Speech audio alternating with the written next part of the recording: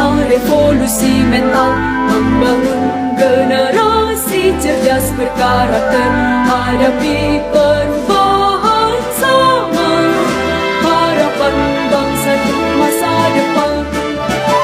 Tingkatkan moral dan keilmuan.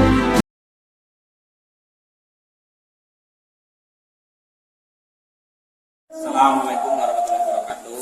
Perkenalkan, nama saya Ahmad Solihuddin dari SD Negeri Somogede, JGB Angkatan 10 Kabupaten Purworejo, yang akan melaksanakan kegiatan observasi klinis yang diawali dengan praobservasi. Untuk aksi nyata modul 2.3, dalam kesempatan kali ini saya ditemani oleh rekan saya Ibu Wahyu Afifah, guru kelas 6 dari SD Negeri Somogede. Baik, saya akan mulai percakapan untuk coaching klinis pada siang hari ini. Assalamualaikum warahmatullahi wabarakatuh, Ibu Wahyu Afifah. Bagaimana kabarnya Bu Wahyu Afifah? Alhamdulillah baik Pak Udin. Alhamdulillah. Sudah sehat-sehat. Baik Bu, pada kali ini kita akan melaksanakan coaching klinis akademis yang diawali dengan praobservasi. Jadi tujuan coaching itu, tahapan coaching itu ada 3, Ya. praobservasi, observasi, dan pasca observasi. Baik Bu Wahyu, jadi untuk kegiatan praobservasi kali ini ada beberapa pertanyaan atau hal yang akan saya tanyakan mengenai dari pola pembelajaran yang akan Ibu Wahyu sampaikan besok untuk kegiatan pembelajaran dengan siswa-siswanya ya. Apakah boleh saya mulai pertanyaan Bu? Ya, silakan Pak. Oke, baik Bu. Untuk pertanyaan pertama terkait tujuan pembelajaran nanti yang ingin Ibu Wahyu terapkan di kelas. Tujuan pembelajaran seperti apa yang ingin Bu Wahyu terapkan di kelas nantinya? Besok itu tujuan pembelajarannya adalah yang pertama, peserta didik dapat mencari informasi dalam bacaan dengan memindai bacaan. Yang kedua, peserta didik dapat menulis surat pribadi dengan baik. Seperti itu Pak. Oke, jadi untuk tujuannya peserta didik akan menulis surat pribadi ya Bu? Ya, Sama mencari informasi dalam bacaan dengan memindai bacaan. mencari informasi dalam bacaan. Ya.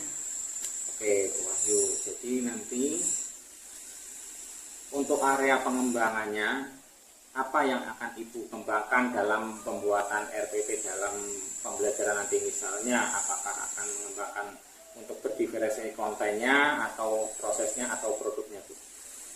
Kalau besok itu saya akan mengembangkan yang berdiferensiasi konten dan prosesnya Pak.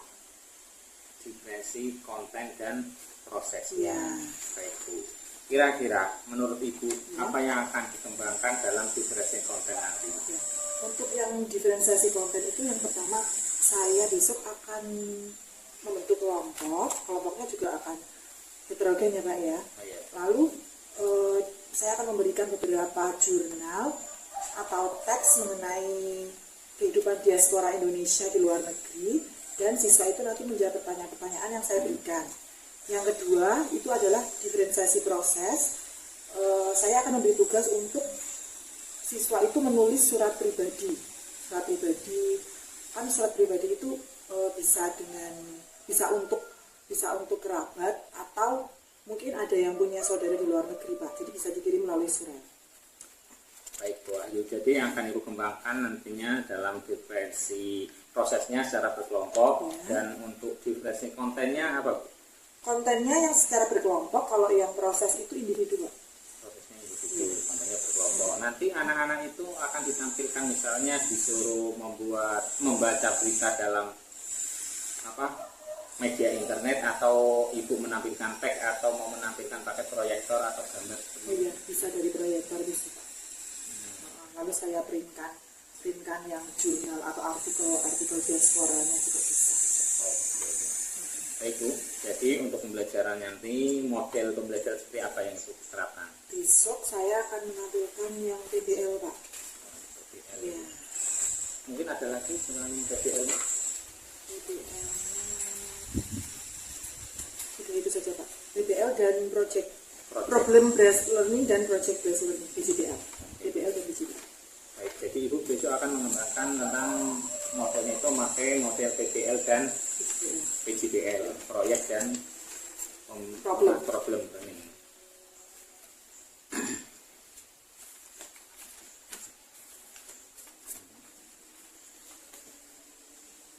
Untuk strateginya, untuk pertanyaan selanjutnya itu, untuk strategi pembelajaran apa yang akan Ibu terapkan?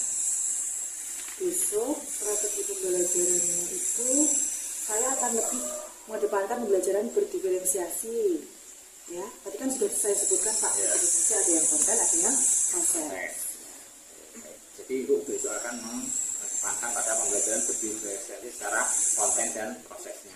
Kalau misalnya prosesnya itu kan tadi Ibu sudah menyebutkan mau berkelompok ya Bu ya, itu ya secara berkelompok. Iya, kalau prosesnya tadi yang konten yang berkelompok Pak, yang konten yang berkelompok, prosesnya saya individu aja. Kalau menurut Ibu ya, kalau secara berkelompok itu mau bagaimana pembagian kelompoknya? Kelompoknya ya heterogen Pak, antara jumlah yang laki-laki dan perempuan juga harus heterogen, jumlah mungkin yang lebih pintar dan yang kurang juga harus heterogen seperti itu. Jadi secara heterogennya, secara gaya belajarnya juga di heterogennya, secara minat bakatnya juga heterogennya dicampur. Baik Bu. Untuk selanjutnya Bu, pertanyaan selanjutnya, untuk proses penilaiannya seperti apa? Proses penilaiannya ada yang observasi, lalu pengamatan, satunya kan tadi saya itu Pak menulis surat ya, berarti itu maksudnya apa? Tes tulis bukan? Tulis ya. Produk itu juga bisa Produk Bu. juga bisa. Nanti mungkin suratnya mau dibuat seperti tulisan biasa atau pakai laptop atau surat. Kira-kira itu satu kelompoknya berapa siswa? Satu kelompoknya ada yang 4, ada yang 5. Besok saya bagi 4. Jumlahnya kan 19 dibagi 4, ada yang 5, ada yang 4. Nanti untuk kelompoknya sendiri terdiri dari 4 atau 5 siswa begitu ya. Nanti untuk tesnya ada tes tertulis. Mungkin ada tes lain selain tes tertulisnya? Ada observasi sama ngomong-ngomong. Berarti selain tes tertulis juga akan diterapkan untuk penilaiannya secara observasi begitu ya Bu ya. Baik Bu, untuk selanjutnya pertanyaan, kira-kira kapan Ibu mau melakukan pembelajaran? Besok pagi ya Pak ya? Besok pagi. Besok pagi, kebetulan ada pelajaran bahasa Indonesia. Besok pagi ya Bu Besok ya. pagi. Itu kira-kira jam berapa? Jam pertama, kedua, ketiga. Jam pertama, kedua dan ketiga. Untuk waktunya sendiri berapa jam? 3 jam pelajaran. 3 jam pelajaran.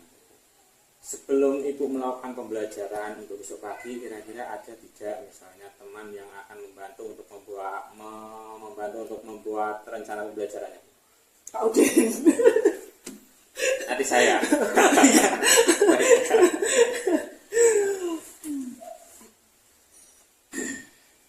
Baik Bu. Ya. Nanti kan tadi rencananya Ibu membuat modul ajarnya ya untuk proses kegiatan belajar besok, minta tolong sama saya atau mungkin ada teman lain yang bisa membantu untuk percakapan kita pada pra coaching. Saya cukupkan sekian, semoga nanti apa yang akan Ibu praktekkan besok pagi untuk pembelajarannya bisa sukses dan sesuai dengan apa yang katakan Ibu. Semoga siswanya juga akan dapat memahami apa yang sudah Ibu sampaikan. Terima kasih Bu.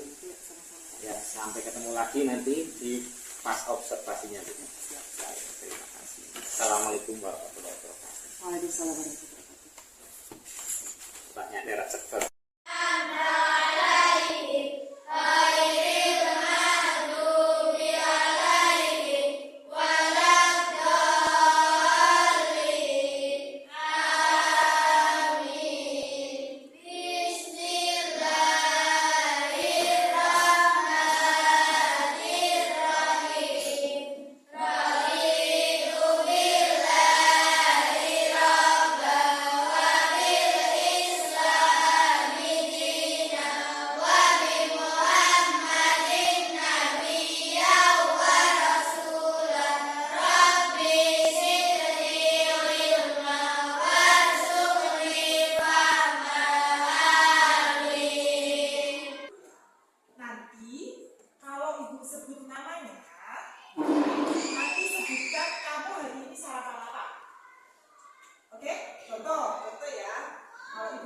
Namanya Rohman.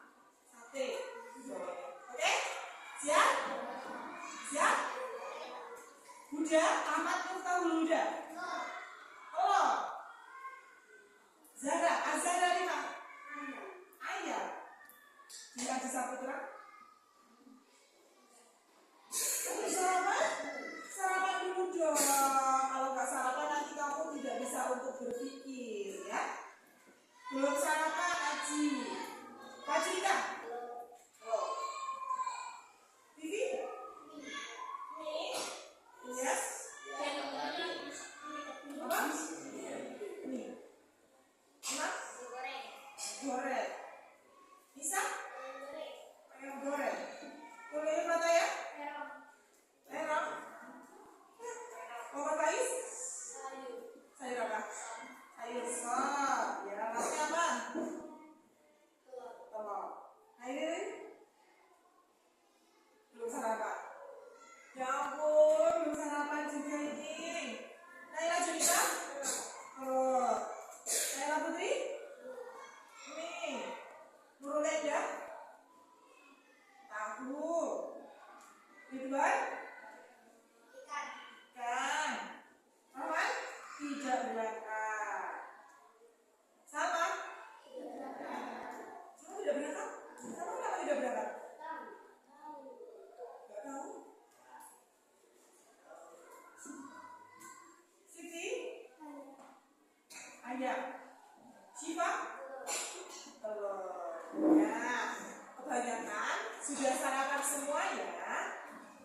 Kalau bisa pagi itu sarapan dulu. Kalau kamu tidak sarapan, kamu lemes, tidak bisa untuk berpikir, ya.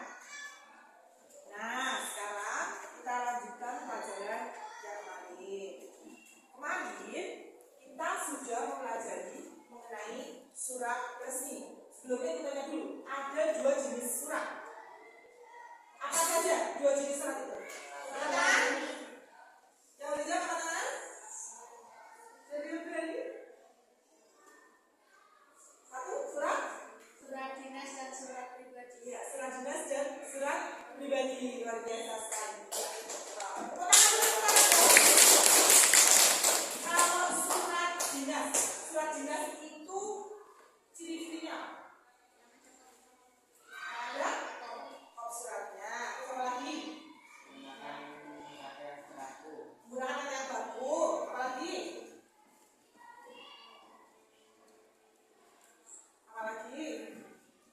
Ada nomor suratnya.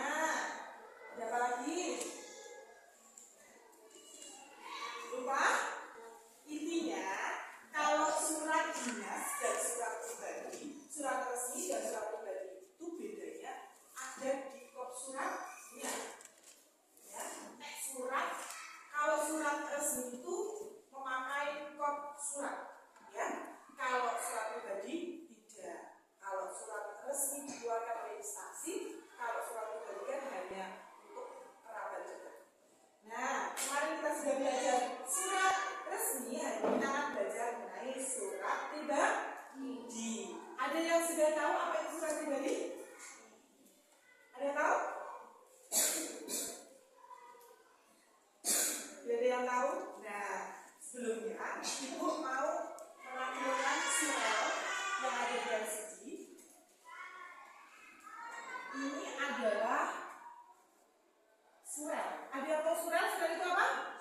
Surat elektronik. Kalau bahasa yang sering kamu dengar itu adalah email. Tapi di dalam bahasa Indonesia yang baku itu namanya adalah surel. Ya, di situ ada surat dari lani@bobamail.com. Ditujukan itu untuk hana@bobamail.com. Subjeknya aku kangen. Tidak apa-apa ya kalau surat pribadi itu memakai bahasa yang tidak baku, bahasa yang kamu gunakan sehari-hari. Hai Hana, apa kabar? Ibu menyuruhku menulis email surel untukmu dalam semoga tidak terlalu kaku ya. Kita bisa sama-sama belajar. Sudah 2 tahun sejak kamu meninggalkan Sydney. Rasanya kangen sekali. Aku baru saja pulang dari sholat Idul Adha di gedung olahraga Malikville.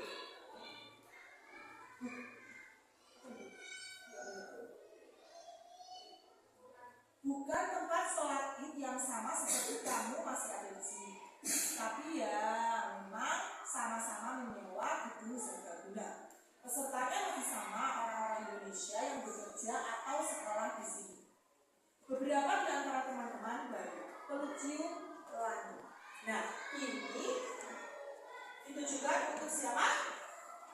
Hah? Nah, pemiliknya siapa namanya? Pelangi. Ya, di sini intinya apa? Ada yang bisa menceritakan? Ini kan pelangi, Hana ya? Hana itu sudah pulang ke Indonesia. Pelangi masih tinggal di sini.